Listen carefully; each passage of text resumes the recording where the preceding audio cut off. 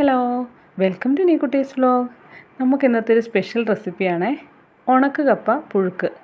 ഉണക്ക് കപ്പ തലേന്ന് തന്നെ ഞാൻ വെള്ളത്തിലിട്ടിട്ടുണ്ട്. അത് രാവിലെ ആകുമ്പോഴേക്ക് കുതിർന്നിരിക്കും. തലേന്ന് രാത്രിയിൽ ഇട്ട് വെച്ചതാണ് കേട്ടോ. ഇനി ഇതെടുത്ത് ഇതുപോലെ ചെറിയ കഷ്ണങ്ങളായി ഒടിച്ച് വൃത്തിയായി കഴുകിയെടുക്കണം. ഇതാ നമ്മൾ കഴുകിയെടുത്തിട്ടുണ്ട്. നല്ല രീതിയിൽ ചെറിയ കഷ്ണങ്ങളായിട്ട് മുറിച്ചെടുത്തിട്ടുണ്ട്. ഇത് നമ്മൾ കുക്കറിലാണ് വേവിക്കുന്നത്. അതിന് വേണ്ടിയിട്ട് ഒരു കുക്കറെടുത്ത് അതിലേക്ക് നമ്മൾ ഇങ്ങനെ ഉണക്ക് കപ്പ ഇട്ട് കൊടുക്കണ്ടേ. ഇനി ആ ഉണക്ക് കപ്പയിലേക്ക് കുറച്ച് ഉപ്പ് വിതറുന്നുണ്ട്. അതോടൊപ്പം തന്നെ ഇത്തിരി മഞ്ഞളും ആവശ്യത്തിന് വെള്ളം എന്ന് വെച്ചാൽ ഇത് നികക്ക വെള്ളം വേണം കേട്ടോ. നമ്മൾ ഇട്ടിരിക്കുന്ന ഉണക്ക് കപ്പയുടെ മുകളിൽ വരെ വെള്ളം വേണം. അങ്ങനെ വെള്ളവും കൂടി ഒഴിച്ചു കൊടുത്ത് കുക്കർ അടച്ച് വെച്ച് വേവിക്കുക. പച്ചക്കപ്പയുടെ വേവല്ല ഉണക്ക് കപ്പയ്ക്കുള്ളത്. ഉണക്ക് കപ്പയ്ക്ക് കുറച്ച് വേവ് കൂടുതലാണ്.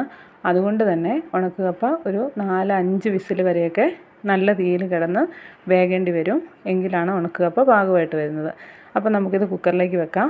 ഇത് വെന്ത് വരുന്ന സമയം കൊണ്ട് നമുക്കിതിന് വേണ്ട അരപ്പ് തയ്യാറാക്കാം. അതിന് വേണ്ടിയിട്ട് ആദ്യമായിട്ട് തേങ്ങ, അതോടൊപ്പം തന്നെ ഒരു 2 പച്ചമുളക്, കുറച്ചുള്ളി, ചെറിയുള്ളിയാണ് കേട്ടോ ഏറ്റവും നല്ലത്. അതുപോലെ കാന്താരി ഉണ്ടെങ്കിൽ കാന്താരിയാണ് നല്ലത്. ഇതൊന്നും ഇല്ലാത്തതുകൊണ്ട് നമ്മൾ പച്ചമുളകും സവോളയും അതോടൊപ്പം ഇത്തിരി മഞ്ഞളും ചേർത്ത് അതൊന്ന് ഒതുക്കിയെടുക്കണ്ടേ.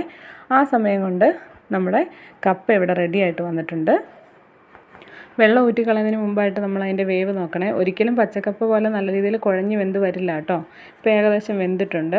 ഇനി നമ്മളിത് വെള്ളം ഊറ്റിക്കളയാണേ. അതിൽ വെള്ളം ഊറ്റിക്കളയുന്നതിന് വേണ്ടിയിട്ട് ഒരു പാത്രത്തിലേക്ക് ഒഴിച്ചു.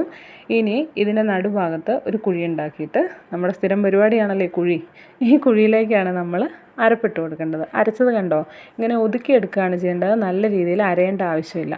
അതിനുശേഷം മിക്സിയുടെ ജാറ് കഴുകി ആ വെള്ളം കൂടി ഒഴിക്കുന്നുണ്ട്. ആ അരപ്പൊന്ന് വേവാനുള്ളൊരു വെള്ളം നമുക്ക് ആവശ്യമുണ്ട്. ഇനി നമ്മൾ വീണ്ടും ഇത് കുക്കറിൽ തന്നെ ഇട്ട് അടുപ്പത്തേക്ക് വെക്കുവാണേ. ഇനി ആ വെള്ളത്തിൽ കിടന്ന് ഈ അരപ്പും കപ്പയും കൂടി ഒന്ന് സെറ്റാവണം. അതിന് ശേഷം നന്നായിട്ട് കുഴച്ചുടച്ചെടുക്കുക. ഇങ്ങനെ നല്ല രീതിയിൽ കുഴച്ച് കഴിയുമ്പോൾ നമ്മുടെ കപ്പ ഈ രീതിയിൽ റെഡി ആയിട്ട് വരും. അതോടെ നമ്മുടെ ഉണക്ക് കപ്പ പുഴുക്ക് ഇവിടെ റെഡി ആയിട്ടുണ്ട്. ഇനി നമുക്കിതൊന്ന് കഴിച്ച് നോക്കാം. ഇങ്ങനെയുള്ള സാധനങ്ങളൊക്കെ കഴിക്കാനായിട്ട് വാഴയില തന്നെയാണല്ലേ ബെസ്റ്റ്. അതുകൊണ്ട് തന്നെ ഒരു ഇലയിലേക്ക് വിളമ്പിയിട്ടുണ്ട്. അതിൻ്റെ നടുഭാഗത്തായിട്ട് ഒരു കുഴി ഉണ്ടാക്കിയിട്ടുണ്ട്. ഇനി അതിലേക്കാണ് നമ്മൾ കറി വിളമ്പുന്നത്. ഇന്ന് ചിക്കൻ കറി ആയിരുന്നു കേട്ടോ. അതുകൊണ്ട് ചിക്കൻ കറിയാണ് എടുക്കുന്നത്. ചിക്കനും ബീഫും ഒക്കെ ഇതിൻ്റെ കൂടെ നല്ല കോമ്പിനേഷനാണല്ലേ. അങ്ങനെ ഇവിടെയൊന്നും ആർക്കും കറിയൊന്നും വേണമെന്നില്ല കേട്ടോ ഇങ്ങനെ പുഴുക്കുണ്ടാക്കി കഴിഞ്ഞാൽ.